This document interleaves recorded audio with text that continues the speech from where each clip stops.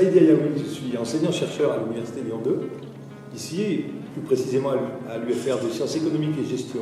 Je suis Carole Giroux, j'ai créé en m'associant à un monsieur Dufresne et un monsieur Corrigan, d'où le nom de l'agence Dufresne-Corrigan et après Scarlett, une agence de publicité il y a 20 ans maintenant, aujourd'hui à Lyon. Aujourd'hui, nous sommes 22 personnes dans cette agence. Moi, j'ai créé une petite formation il y a 7 ans. Alors, c'est une très belle histoire. En fait, quand vous commencez, vous avez une idée qui n'a pas besoin d'être révolutionnaire. Créer une agence de com, comment vous dire, quand j'ai créé l'agence, on avait déjà plein d'autres, très connus, performants, efficaces, qui faisaient bien leur job. Donc, personne ne m'attendait. Par contre, moi, j'avais foi dans ce que je voulais créer. Et quand vous vous installez, vous commencez, vous avez votre nom, ça c'est sympa, vous posez les statuts, vous avez, alors si vous avez 3 sous de côté, vous les mettez dans le capital. Et puis, moi ça a été mon cas, bien que je me sois associée, le deal était extrêmement clair, il y avait du chiffre d'affaires, il y avait un salaire.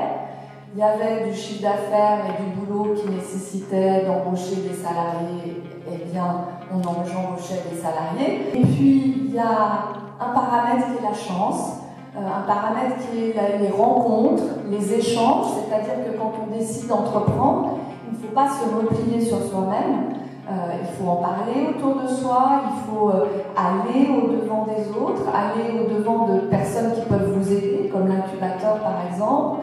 Et puis, en parlant autour de moi, j'ai eu mon premier client. Alors, ce qui est drôle, c'est que ce client est toujours client de l'agence.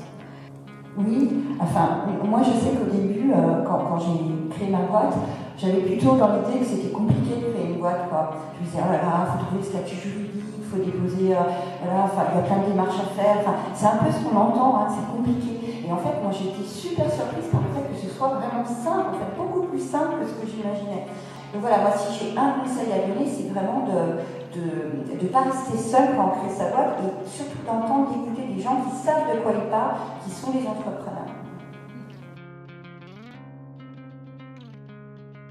Être entrepreneur, c'est aussi être chef d'entreprise. Et dans chef d'entreprise, il y a le mot entreprise, mais il y a aussi le mot chef. Quand on est tout seul, c'est qu'on est le chef de soi-même. Quand on est plusieurs, quand on a des collaborateurs, ça veut dire qu'on est chef de l'équipe et ça veut dire qu'on est responsable. Vous restez, c'est pas parce que vous êtes chef d'entreprise que vous n'en êtes plus une maman, que vous n'en êtes plus une épouse. Vous êtes simplement, c'est votre job, et votre job de chef d'entreprise, il vous prend pas mal. Mais une femme médecin, on n'en fait pas, c'est pareil. Une femme chirurgien, c'est pareil. Donc une femme chef d'entreprise, c'est pareil. Elle a juste des responsabilités professionnelles importantes. Il y a autre chose aussi, c'est que quand on est chef d'entreprise, en fait, il n'y a plus vraiment de limite temporelle. En fait, moi, je me suis aperçue que finalement, quand on devient vraiment maître de soi-même, responsable de soi-même, etc., on peut toujours se dire, on a la tentation de se dire, je peux bosser plus, je peux toujours en faire plus. Tiens, quand je ferme le micro à 19h, finalement, je pourrais bosser jusqu'à 22h. Au début, je me souviens que je réagissais comme ça, et donc à chaque fois que j'arrêtais de bosser, j'avais une forme de culpabilité, à me dire « mais je suis sûre que mes concurrents, ils bossent plus que moi, ou je devrais bosser plus pour y arriver, etc. etc. » Et ça, je me suis vite aperçue que c'était un super mauvais travail. Pourquoi? Parce que moi, si j'ai de l'énergie de la journée, vous savez, la formation, c'est quand même beaucoup d'énergie, c'est parce que j'ai des moments de ressourcement. Parce qu'il y a des moments où je ne travaille pas, où je fais cette coupure. C'est vital pour votre entreprise, pour votre famille et pour vous à titre personnel, d'avoir des moments où vous êtes en off. C'est pas, même si vous devez rendre un dossier le lundi, vous y pensez, mais vous n'êtes pas connecté à vous-même, vous n'êtes pas vous êtes en réflexion, mais pas obligatoirement en production permanente. Il faut vous réserver des moments de liberté. Et ça, c'est simplement, c'est pour être efficace. Hein. Pour être efficace, et puis pour être heureux. Hein, parce que être un bon chef d'entreprise, c'est être heureux. Parce qu'un chef d'entreprise malheureux, désagréable, qui est mal dans sa famille, mal dans sa boîte, a du mal à transmettre une énergie positive quand même.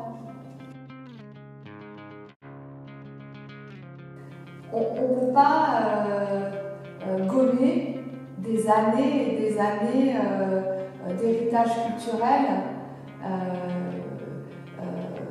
que l'on porte.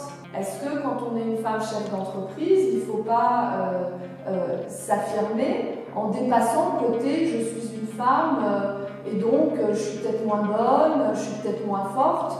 Non, je suis une femme, donc je suis peut-être meilleure. Moi, je vous rejoins, je pense que c'est réellement plus dur et d'accord pour les moyens que tu évoques, Carole, mais le courage, pour être courageuse, il faut quand même combattre des siècles de regard de la société sur la femme, sur les femmes, et il y a une pression sociale qui est tellement difficile. Vous voyez ? Donc il faut être quand même conscient de tout ça, du fait que c'est dur, bien identifier les points un peu bloquants, et puis du coup y aller foncer, quoi. Moi je crois que c'est vraiment aux femmes de se prendre en main et d'oser. Je pense que les formes de discrimination existent pour les femmes, les statistiques le montrent, et donc moi, mon analyse, c'est que c'est plus difficile pour une femme d'être entrepreneur ou de mener à bien des projets dans nos sociétés modernes. Et moi, je pense que c'est pas un trait de caractère, mais je pense que le premier moteur, c'est la passion. Après, moi, il me semble qu'il y a quand même les qualités qui me viennent en premier, moi, c'est la ténacité. La ténacité, la persévérance. Parce qu'en fait, on va forcément connaître des échecs. C'est obligatoire. Alors, je suis tout à fait d'accord avec la ténacité et la persévérance. Ça, c'est un trait de caractère fondamental. Ne jamais baisser les bras. Un optimisme forcené, de l'audace, et alors de la passion, de l'enthousiasme, de l'énergie, et aussi de la rigueur. La rigueur et l'exigence. Donc c'est une aventure, mais c'est une aventure qui doit être contrôlée et maîtrisée. C'est quelque chose d'important et l'exigence pour soi et pour les autres. Donc je dirais, oui, audace, optimisme, enthousiasme, ténacité, rigueur, exigence.